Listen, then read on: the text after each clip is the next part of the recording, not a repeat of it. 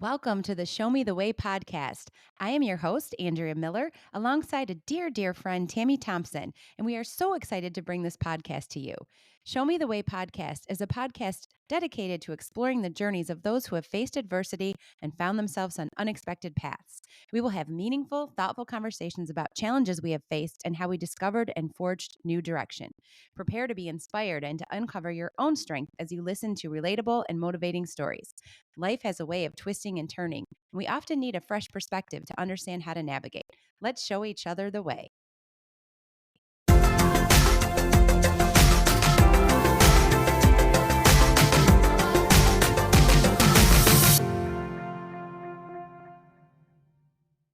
I can't wait to share this episode with you. I had the absolute joy of interviewing my beautiful niece, Jordan Purcell.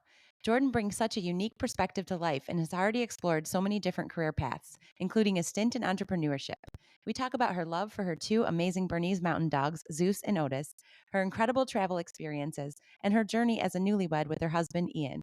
This conversation was filled with laughter, insights, and inspiration. I know you'll love it as much as I did. Welcome back to the Show Me the Way podcast. As you know, I'm trying to grow this community and allow people's stories to touch all different generations. And although we've mainly had women on the show and women close to my age, the stories and perspectives can relate to, I think, everybody. So I'm really excited for my guest today because she opens up a younger group of potential listeners. My niece, Jordan Purcell. She has been on my list since I started this podcast because I would love to hear her life experience and her thoughts based on where she's at.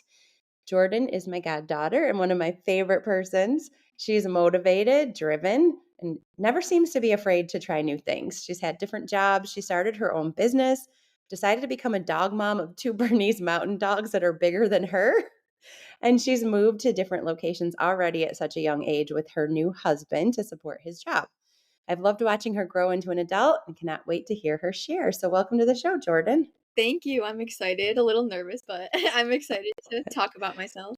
Good, good. So with that, tell us a little bit more about like where you're from and what's Yeah. going on with life. So I got married in November. We were together for it'll be 7 years in August. Oh Finally, my goodness. I know it's crazy. Wow. But yeah, I got married in November. We have two Bernese mountain dogs, Zeus and Otis.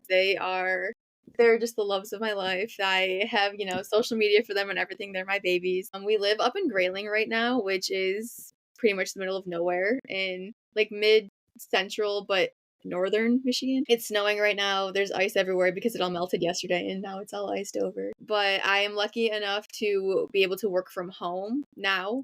So I am able to travel when Ian has new positions. So that's why we are up in the middle of nowhere, because Ian's job took us here.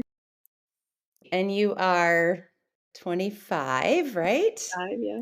And you've lived in a couple places because of your husband Ian's Yeah. job, right? Where else? Our first place was Grand Rapids, which we were only there about 5.5 months, but I really loved it there, and I hope that that's kind of like where we end up. But yeah, we were there, and then we were actually back in the Brownstown, like Woodhaven area. Well, we were living in Trenton, but that's where his job was. We were there for, I think, over a year, and then we've been in Grayling since not this past August, the one before. So it'll be 2 years in August.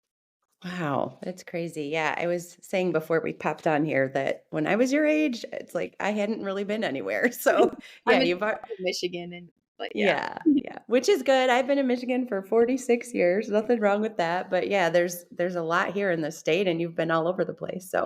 So that's good. It's caused you to experience different things and have different perspectives. So that's why I thought you would be a great person on the show. I knew that you had some life experience, like you said, working from home, things that really weren't that common Mhm. when I was your age. So I'm Right. excited to hear all about that and get your perspective and hope that we reach a different audience or there's people of my age that can learn from things that you say and vice versa. So Mhm.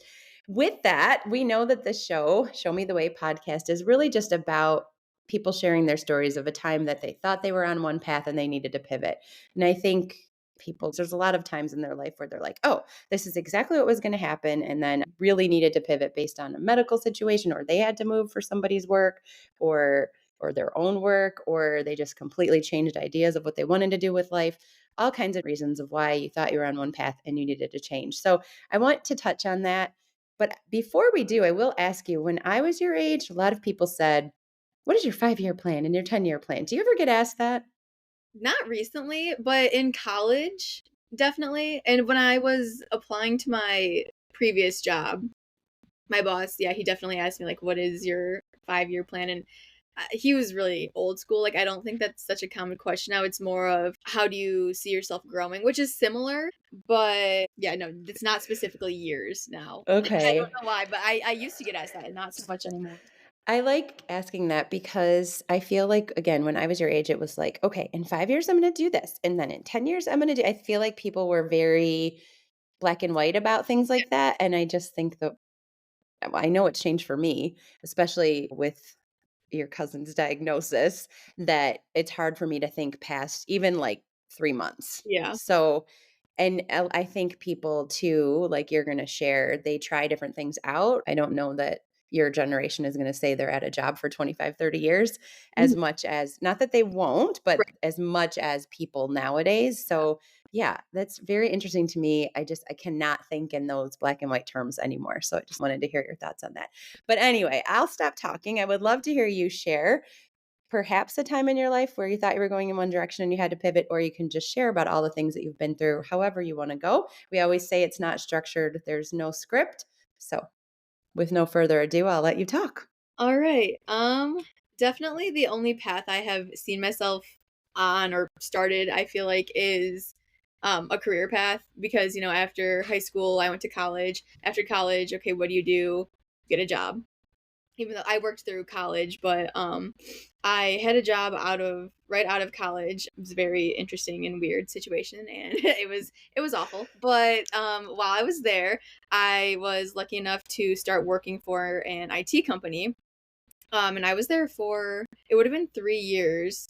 This past December it was almost 3 years, but I just never really felt like I like fit in there. The culture was great. I loved all my coworkers, but IT was just not something I went to school for, not something I was familiar with. I would be on meetings and hear things and just totally zone out, like not know what anyone was saying. And I just knew that's not where I was meant to be.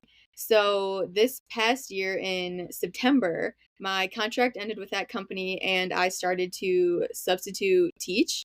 I started off as a parapro and was working with middle schoolers one on one and in the classroom. And I thought, oh, maybe I'll become a teacher.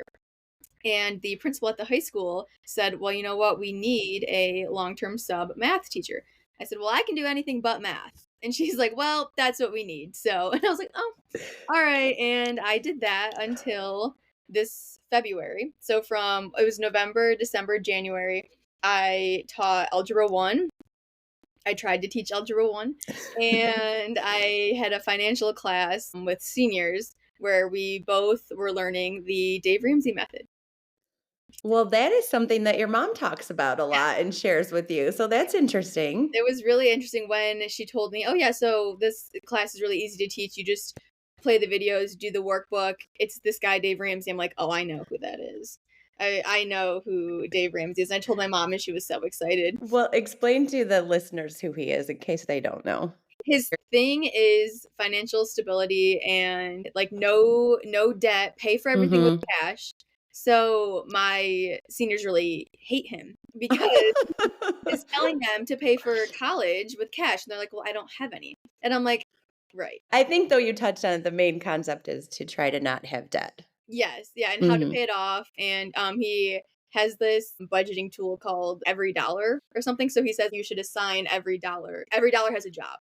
So I thought that was a good thing that hopefully they took away and learned, like for their cars or rent, or some of them go to Taco Bell like 3 times a day. Right? Yeah. So hopefully they learned something. But I was supposed to be there until the end of the try, which is actually tomorrow. Tomorrow is their Oh, last day of the trimester, but I found this job in December on LinkedIn. I wasn't even looking. I Because I knew I had to be at this position until I promised her that I would be there until the end of the trimester. And I came across this job and it said event management and planning. And it was in Saginaw, but it was work from home.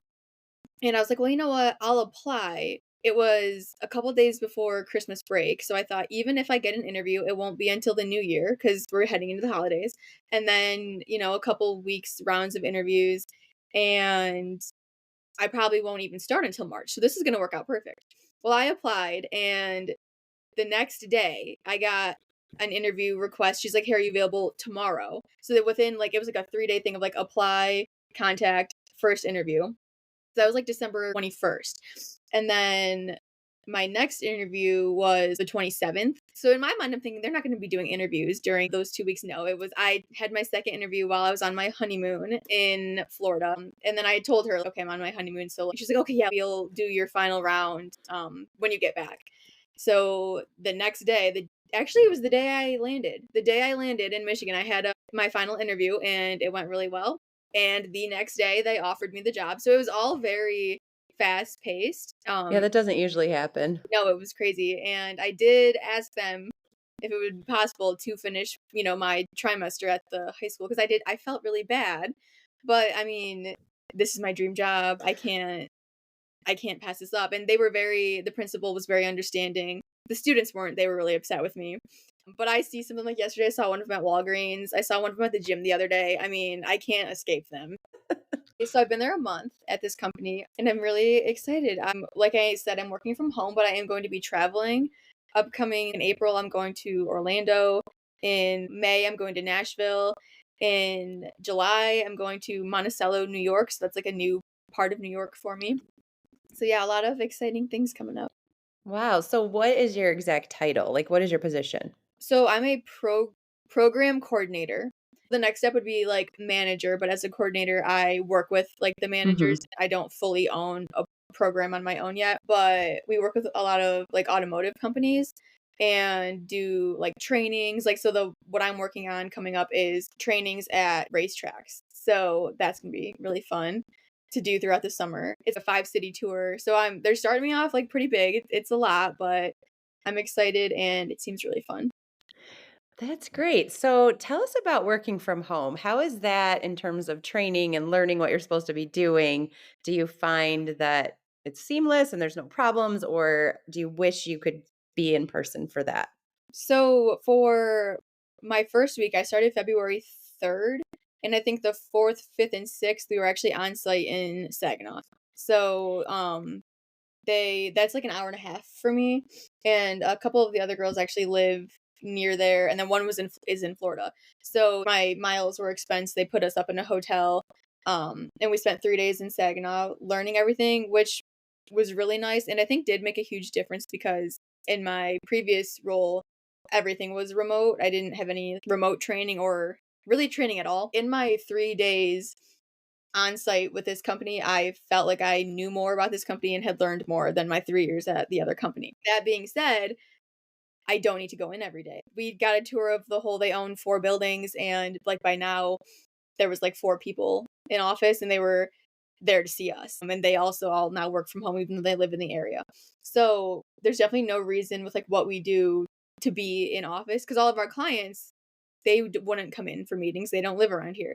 So it's definitely like seamless to do projects and programs now once you know how to do everything, which is what we learned together in person. I like that. I wanted to touch on that because again, like things were just so different when I started out and everybody was in the office and everybody was always present and things have changed over the years, but then with COVID, so many people didn't go into the office anymore and corporate changed so much and said, "Okay, people can do their work without coming in." And that's how my husband, your uncle is, he's always home because it's the same thing. Like he doesn't really need to be in person for the work that he does. But it's interesting as we move further and further away from COVID, a lot of companies are saying, "We need you back. We need you back." And it's like, do you really? And are they more productive? I don't know. You're kind of on the fence with that. Like you said, with that other job, you didn't feel part of it. Mhm. And this job, you learn so much in 3 days that you feel more connected to the company. So that's important. But I don't know, there's something to be said about allowing flexible work. Yeah, definitely. And I do know, like, some of the people who live in the area, they'll go in a couple times a month just to, see people, but there's just no point. Like, Right. we have our we don't always have our video cameras on, but if we wanted to, we have our video cameras on and see each other, and that's That's all you really need. And then, like, let's say, okay, you have your 2-hour meeting, and then, okay, now you're waiting for you need a response from purchasing, but they're doing something else. If you're sitting, like, work, you're not as productive. I don't know, that's what people Mm. I have worked in an office. When I was in college, I worked at an IT company, but I was in person, and it was right before COVID, and the only people that were coming in were sales and sometimes our regional managers, but they would just come in, say, "Hey," show a face, and then be like, "Oh, I'm going to see a customer." Like, they would leave. So, it's just you don't no one wants to be there, and no one needs to be there. Yeah, I tend to agree with you, and I think that for my husband, he would have to drive an hour and a half because of traffic to get to the office, and he's not obviously productive during that time unless he's making phone calls, but he's not in front of his computer, he does finance, so he's not seeing all the things he needs to see, so you're missing out on all that productive time where now he takes a shower and then he just walks upstairs. So, yeah, Exactly, I yeah. see a benefit in it. So, okay, and are you happy that you made the choice to pivot and then move into this new job instead of teaching? Yes, I am. I told myself because all the interviews went really well, and so I told myself, "If I do not get this job, it's meant to be, and I should be a teacher because this is my dream role. Everything has gone perfectly. I don't know what could have gone better, different. Like I'm just meant to be a teacher."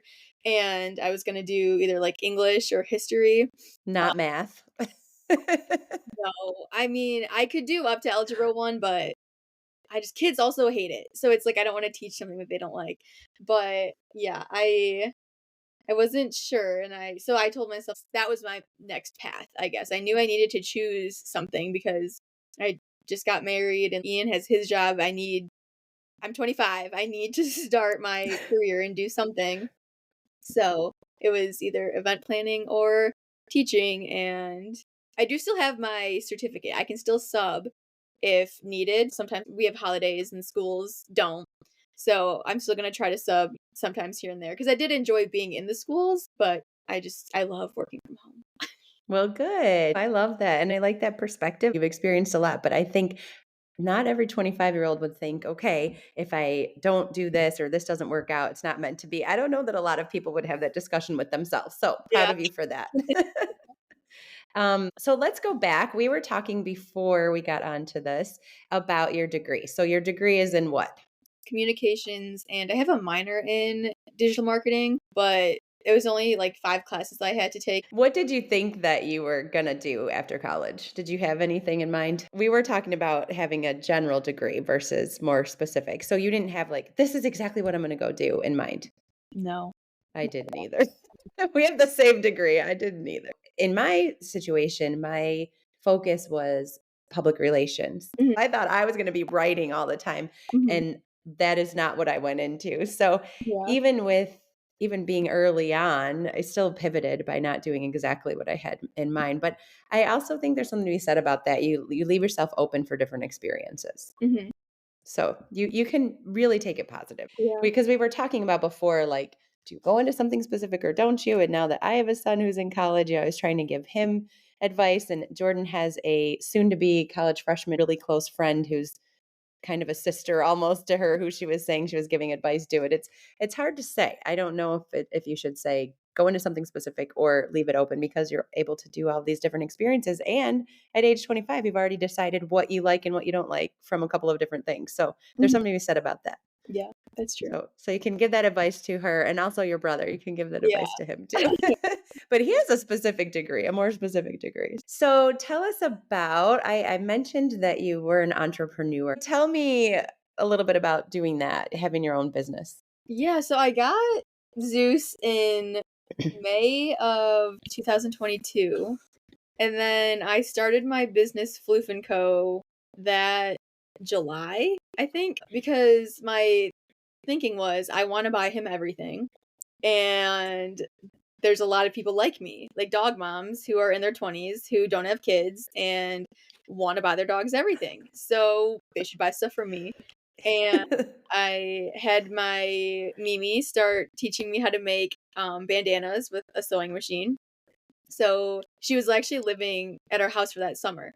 So, really, she was making the bandanas and I was selling them. And then I kind of branched onto more like wholesale things. So I started selling toys, treats, things like that.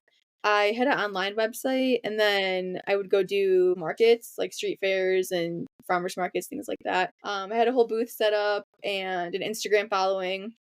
I still have the Instagram account and I actually still have a lot of inventory that I need to donate, or I think I'm going to start doing giveaways on the dog's Instagram accounts to gain followers and awareness.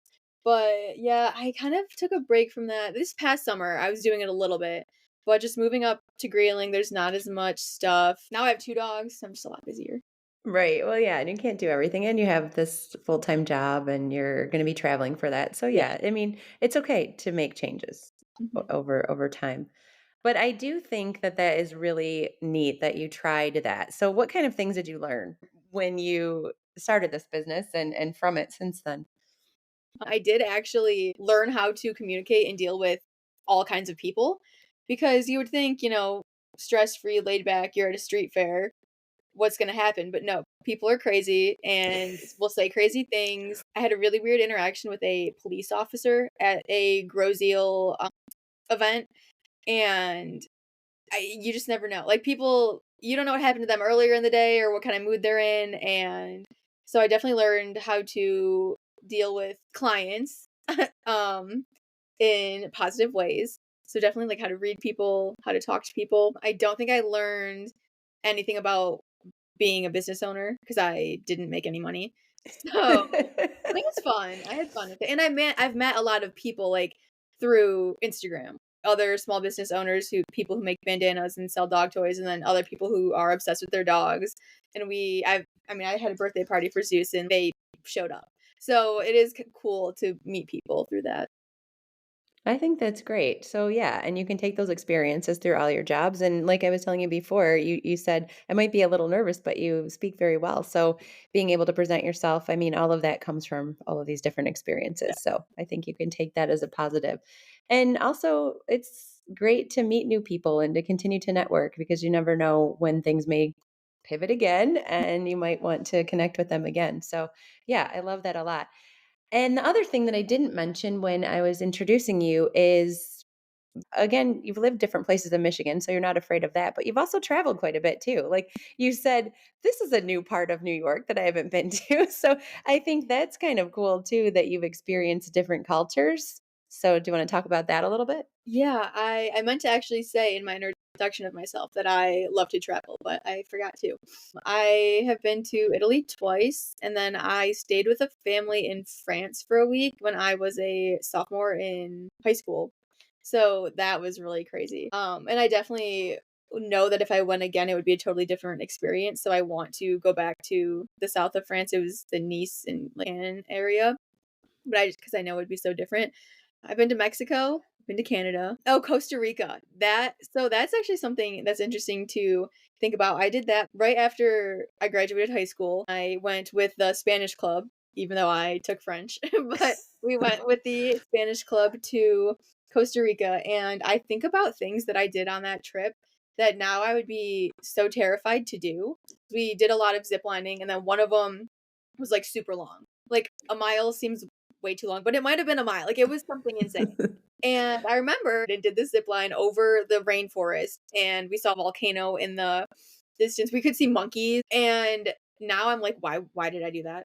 I mean, yes, it So was you don't think you would do that again right now? no. That is terrifying. Like, why did I trust these people, this harness? Like, what? But I'm very glad that I did that in my youth Mhm. because now I'm In my youth. yeah, now I'd be too scared. Well, life is short. Hopefully, if you do get into another situation like that, then you would let faith over fear or something. I don't know. And I hope you get some opportunities to do some more travel. Would Ian, your husband, would he travel? Do you think? Yes. So we are on the same page that our honeymoon, I'm doing air quotes, didn't count because we went to Florida, which we've both been to Florida hundreds of times, and And stayed with family, yeah, right? so that was not a honeymoon. Um, and we're gonna do something sometime. He really wants kids like now, and I really want to travel like now. So we'll see. We'll see. And as you have reminded us all, things don't always happen on our timeline. But hopefully your plans work out the way you would like them to. And hopefully you still can travel. And maybe you'll have children that are all about traveling too. You never Yeah. know. So, well, that's kind of neat. What would Dave Ramsey say about travel? Does he say, He do said it, but pay it in cash, yeah, right? yes, like, save up and pay in cash, which, like, okay, like, that makes sense. I started listening to my high schoolers, I'm like, "Yeah, I get what you're saying." I mean, I did so I was able to give them some real life experiences. He did talk about you shouldn't buy a car that you can't afford, and I told them how my mom told me when I was getting a car, "Why would you want monthly payments? Just pay cash for a car." And I'm like, "No, I want this nice car." But looking back, I shouldn't have done that. I should have listened to my mom and Dave Ramsey and not had a car payment. Because now I love my car, but I still have it. I got it, like, 5 years ago, and I still have, like, $12,000 left on it.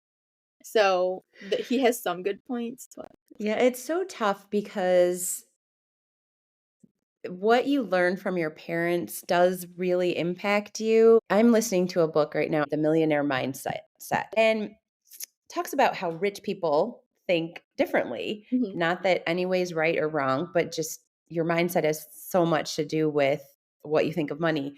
And I think you're talking about your mom, who's my sister, and we grew up save, save, save. That mhm, was important. Always make sure you save. I think you got your work ethic from your mom because she's always had a lot of jobs. She's mhm, always worked. That has been very important to her. Save, save, save has been a big thing for us. I remember learning that all the time from my parents. And I think that's very important. But there's also things that you can take risks on or that you can try. And so it's really making me think a lot about that. And then you say, like, okay, have a car paid off. Well, we bought a van, again, talking about your cousin, my son, who's in a wheelchair, and we needed a wheelchair van. And it would have been great to pay for that whole thing in cash, but we didn't because we want to have money for other things. And mhm, that would have taken a lot of our savings. So it's a little bit of give and take, and it's listening to someone like that and taking some of it as his advice, but sometimes you just can't do everything.